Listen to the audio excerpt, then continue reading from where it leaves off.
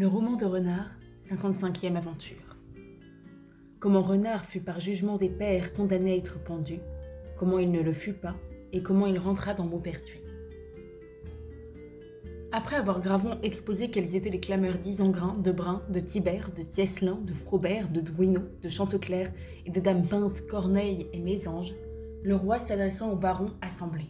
« C'est maintenant à vous, dit-il, de prononcer l'arrêt de ce grand malfaiteur, ou plutôt de décider de quel supplice il devra mourir. » La réponse de la cour fut que Renard était atteint, et convaincu de trahison, et que rien ne pouvait le défendre des fourches qu'il avait méritées.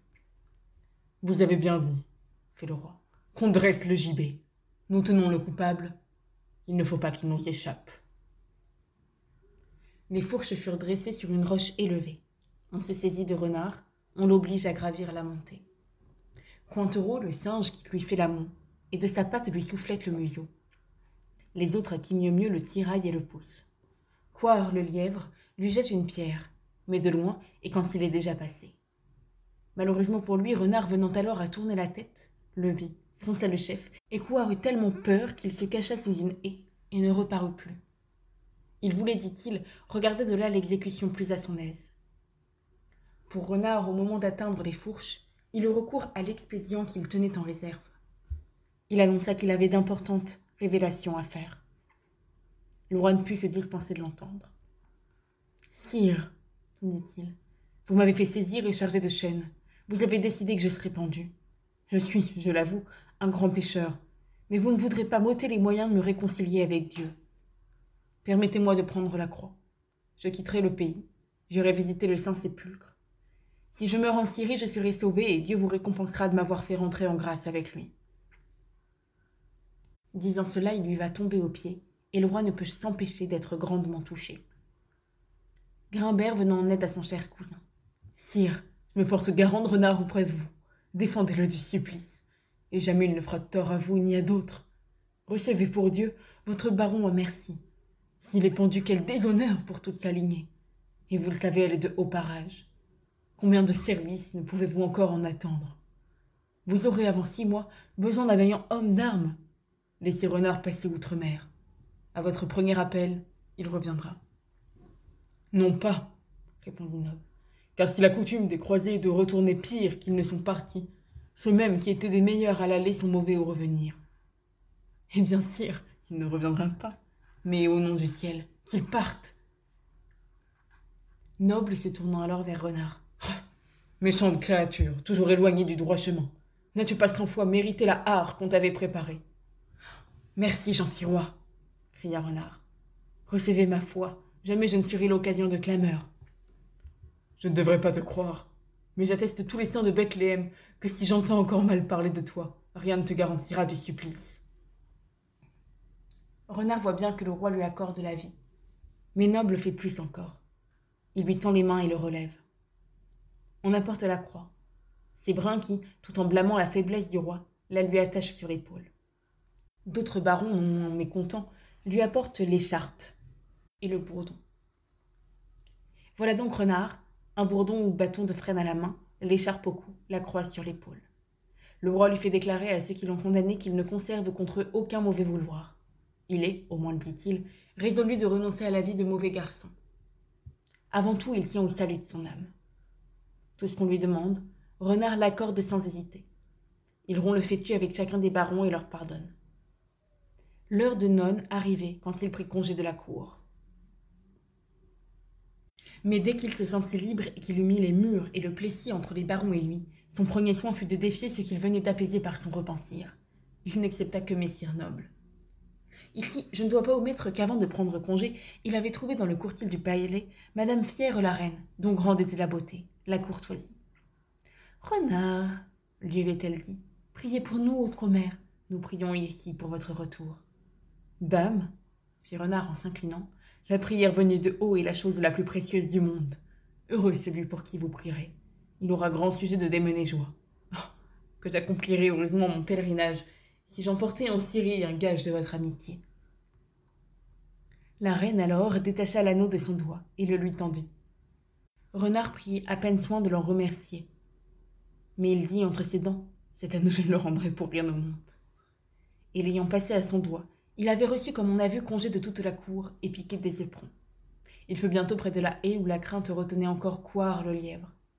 Coire, se voyant découvert et n'osant essayer de fuir, lui dit d'une voix tremblante: « Renard, Dieu vous donne bonjour. Je suis bien content de vous voir en bon point. C'est un grand deuil pour moi que les ennuis dont on vous accablait tant tout à l'heure. » « Vraiment, Coire, notre ennui vous a piégé. Oh, mon Dieu, la bonne âme. Bien si vous avez eu pitié de notre corps, je suis heureux de pouvoir me régaler du vôtre. » Coire entend ces terribles paroles. Il veut s'échapper, il était trop tard. Renard le saisit aux oreilles. « Par le corbu, sire Coire, vous n'irez pas plus loin seul. Vous viendrez avec moi, de bon ou mauvais gré. Je veux vous présenter ce soir à mes enfants, qui vous feront bonne fête. » Et disant cela, il l'étourdit d'un coup de bourdon. Puis il se remit en marche avec son prisonnier. Il gravit une montagne d'où l'on planait sur le vallon dont la cour du roi remplissait l'étendue. Il contemple de là ceux qui venaient de le condamner, qui murmuraient de la faiblesse de Noble. Il fit un grand cri pour attirer l'attention générale, et décousant aussitôt la croix qu'on lui avait attachée. « Sire roi, dit-il, reprenez votre lambon, et Dieu maudisse qui m'encombra de ce bourdon, de cette écharpe et de toute cette friperie. » Il leur jette bourdon, écharpe et croix, leur tend le derrière et reprend. « Écoutez, sire roi, je suis revenu de Syrie, où j'étais allé par vos ordres. Le sultan Honoradin, me voyant si bon pénitent, vous mande salut de par moi. Les païens ont tellement peur de vous qu'ils se mettent à la fuite dès qu'on prononce votre nom. » Pendant qu'il se plaît à les gaber ainsi, Coire prend ses mesures, s'échappe, et mettant une bonne distance entre Renard et lui, retourne au lieu où siégeait la cour. Il arrive les flancs brisés, la peau déchiquetée. Il se jette aux pieds du roi. Il raconte en haletant le nouveau méfait dont peu s'en est fallu qu'il ne demeurât victime. « Grand Dieu !» s'écrie Noble. « Malheur à moi d'avoir compté sur le repentir de ce larron infâme. Si, baron, courez à lui, et s'il s'échappe, je ne vous le pardonnerai de ma vie. J'accorde franchise et noblesse à tous les enfants de ceux qui me l'amèneront. » Il fallait voir alors monter à cheval et piquer des deux éperons, pêle-mêle, Cyrus Zangrin, Brun l'ours, Tibère le chat, Belin le mouton, Pelé le rat, Chanteclair le coq, Pinte la Geline et ses sœurs, Ferrand le roncin, Rognos le matin, Blanchard le chevreuil, Tieslin le corbeau, Frobert le grillon, Petit Pourchasse le furet, Bossan le sanglier, Bruyant le taureau, Brichemer le cerf et Tardif le limaçon, chargés de porter l'oriflamme et de leur montrer à tous la route. Renard les voit accourir et reconnaît aisément l'enseigne développée. Sans perdre un moment, il se précipite dans une grotte. Les bataillons ennemis lui suivent de près. Il entend déjà les cris de victoire autour de lui. « Maudit-roux, tes jambes ne te sauveront pas. Il n'y a plessis, murs, forêts, fourrés, barrières, châteaux, donjons ou forteresses qui te garantissent. » Accablé d'une extrême lassitude, l'écume lui couvre la bouche, et sa pelisse n'est plus à l'abri de la morsure des plus ardents. C'en est fait. On va lui fermer la retraite et le retenir prisonnier. Mais en ce moment, il découvre le sommet de Maupertuis, et cette vue ranime ses espérances. Il fait un dernier effort, gagne enfin cet asile, impénétrable à tout autre. Maintenant que Noble en forme le siège, il y passera plusieurs années avant d'en briser les portes. Renard a des vivres pour longtemps. Il attendra tout à son aise ceux qui le poursuivent. Sa femme, qui l'honore et le vénère, avertie par les trompes de l'armée royale, vint recevoir son noble époux à la première entrée, dans la compagnie de ses 3 fils. Perceué, Malbranche et Rovelle, aucun homme ce dernier renardelle. Il est alors entouré, caressé, embrassé. On visite ses plaies ouvertes, on les lave de vin blanc, puis on l'assoit sur un coussin moelleux. Le dîner est servi. Coire manquait seul à la fête, mais Renard était si las qu'il ne put guère manger que le filet et le croupion d'une geline. Le lendemain, il fut saigné et ventousé, et quelques jours suffirent pour lui rendre ses anciennes forces et la meilleure santé. Le translateur. Nous ne suivrons pas l'ancien poète au siège de Maupertuis, entrepris par l'armée du roi.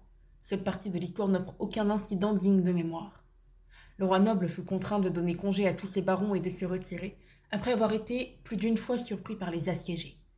Comme l'empereur Charlemagne quand il va délivrer les 12 pairs dans la geste de Jean de Lançon, nous aimons mieux reprendre l'autre relation, qui donne pour conclusion du jugement la bataille en champ clos de Renard et d'Isengrin.